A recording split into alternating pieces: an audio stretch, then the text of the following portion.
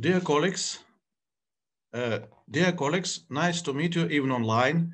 I would like to thank the organizing committee for this nice conference in spite of the COVID-19 pandemic.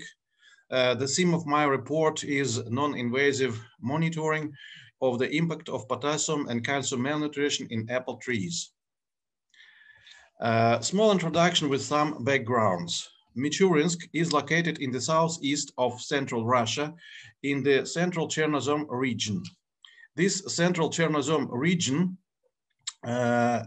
consists of 5 administrative regions, so-called oblasts, and Michurinsk is situated in Tambov Oblast, 400 kilometers southeast from Moscow. The fertigation is a relatively new agricultural practice in our region, and because of this, many questions arise. 2 of them are on this slide. First, I must say such background that the potassium nutrition had good effect on apple yield in our region in spite of high potassium concentration in soil. And in some situations, we so the problems with excessive potassium concentrations in soil and then in leaves. So that is why this research was done. 1-year-old plants of apple rootstock B118 were planted in 5-liter pots filled with sand, 1 plant per pot at the end of April. Then the experiment lasted till the end of September. In 2 seasons, in season 2019 and 2020. This stock solution, which presented on this on the slide, is normal 1.0 potassium concentration, and 100 milliliter of this solution were made up with tap water to 500 milliliter and used for weekly fertigation of 5 pots or 5 trees, so per each treatment. The routine irrigation of plants with tap water was not mentioned separately, but all of the plants got the same amount of water, I mean additional water without a nutrient solution. So the experimental treatments varied according to potassium concentrations. The maximum potassium concentration in the stock solution was selected to determine the influence of extreme potassium overload on plants. So here is in the 2019 potassium 0, potassium 1, potassium 2, 2.5, potassium 3. In the next 2020, we did bigger concentration in last 2 treatments, so potassium 4 and potassium 5, in order to study more about the strong, I would say, strong overload of potassium on apple trees. For non-invasive monitoring of the leaf condition, 10 leaves were sampled from each treatment, 2 leaves per plant in each measurement session. A reflecting spectra of the adaxial surface of the leaves were recorded in the range of from 300 to 900 nanometers using a spectrophotometer SPECO 250. So, and also the images containing hyperspectral reflection coefficients were captured using a frame type hyperspectrometer IQ. The reflection spectrum was recorded for each pixel of the hyperspectral image in the range from 400 to till 1000 nanometers. So spectral resolutions 1 nanometer, and under artificial illumination with incandescent lamps. So then the index CL678 was calculated for each spectrum in the high spectral images. And then the same leaves were used for analytical determination of potassium and calcium concentrations. So in 2019, the enhanced potassium supply in K2, K2.5, and K3 treatments facilitated significant increase in leaf potassium concentrations. These differences between the treatments were virtually not detectable at the end of May. The difference between K2 K2 and the treatments K2.5 and 3 treatments increased toward the end to the growing season, becoming significant. In contrast, the leaf potassium concentrations in the K2.5 and K3 treatments had almost no difference despite some little fluctuations during the growing season. The leaf nutrient concentration then reached a plateau, and enhanced supply of potassium did not cause a difference in leaf potassium status between these treatments. So this is, I think this the maximum potassium concentration which could change leaf status. In 2020, leaf potassium concentration in different treatments varied as expected and as in the previous year, according to the potassium application rate. The leaf potassium concentration in the K0 treatment was stable, decreasing till the end of the August. And here was very low. In the K1 treatment, the leaf potassium status did not vary significantly during the growing season. The leaf potassium concentration in the K2 treatment increased until the end of July, and then in the treatments with a highly excessive potassium supply, the leaf increased linearly until the plant death in September, but we didn't see significant variations between these K4 and K5 treatments. So in 2020, the leaf potassium concentrations change pattern was similar to that recorded in the previous year. The lack of potassium in nutrient solution led to a considerable decrease of its leaf concentration throughout the season. Application of the nutrient solution with normal potassium level resulted in the optimal concentration of the nutrient in the leaf and its low variation during the vegetation season. When the potassium rate was double, its leaf concentration increased until the middle of August and stabilized thereafter.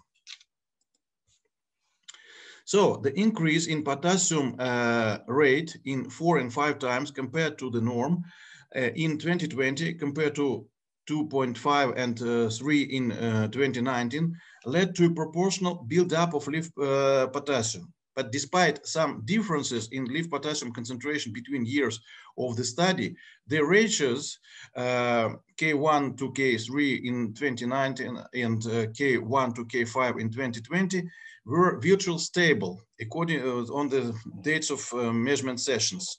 So only the last ratio was different between these years, but these trees from this treatment died in several days after were sampled.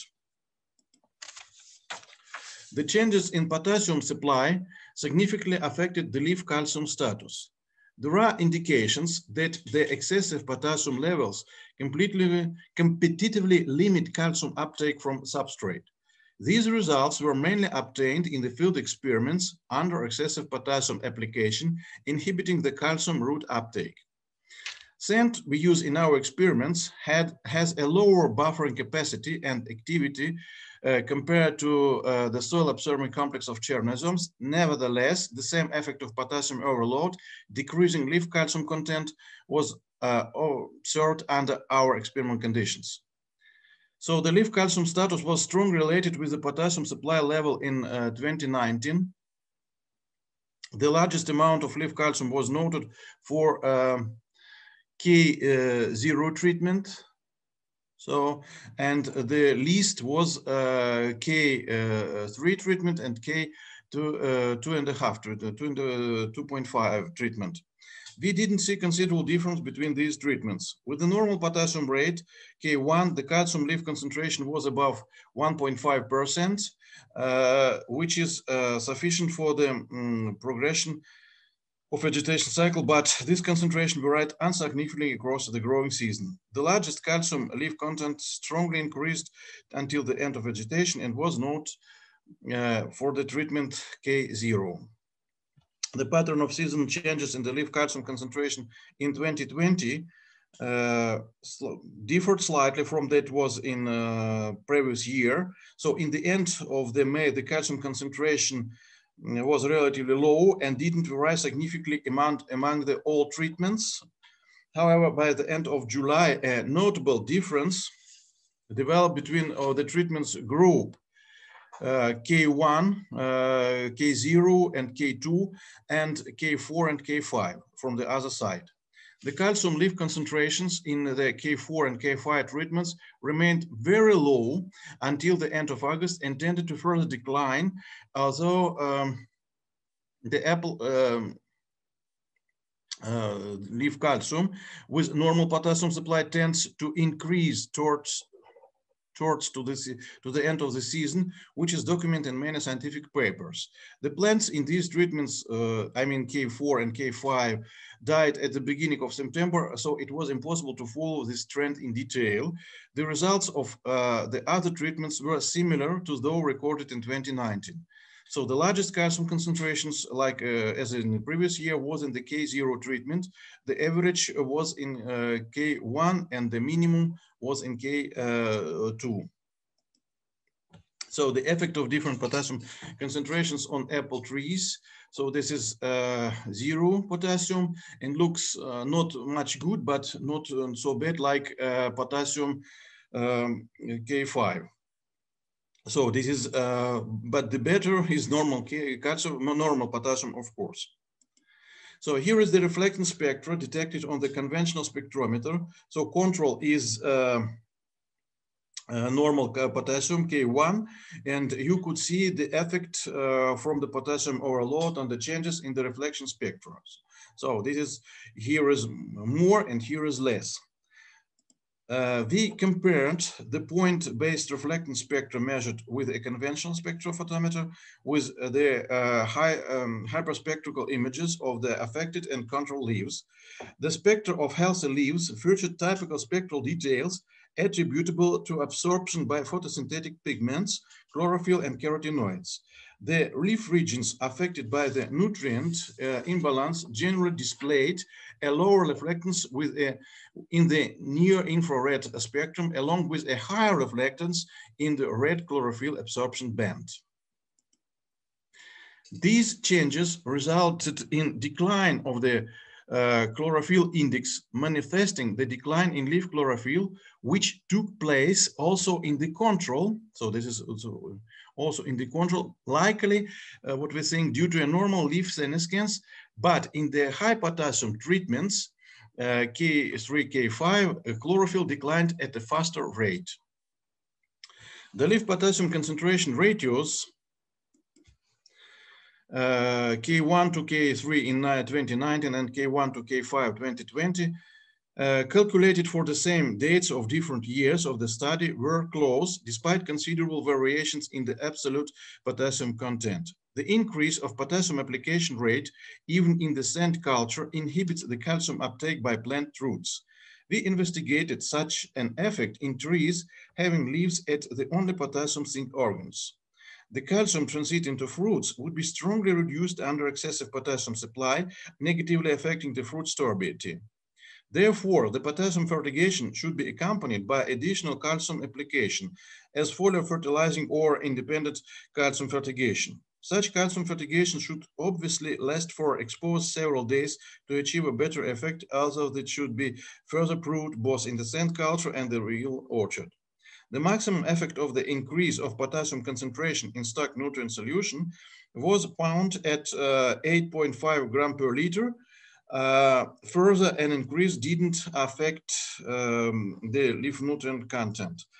The potassium overload of 13.6 gram per liter induced plant deaths. So judging from our observations, chlorosis as gauged by the hyperspectral imaging could serve as a proxy for detection of the potassium malnutrition induced disorders in the orchard and assess their severity. At the same time, the non-invasive assessment should be backed up by observation of other symptoms and eventually confirmed by biochemical or agrochemical wet analysis of selected samples. So this is acknowledgement for our laboratory assistants because these girls did a huge job with analysis and other things and fertigation and etc. And I would like to thank dear colleagues for your attention. Thank you very much for this, and I would be happy to answer your questions.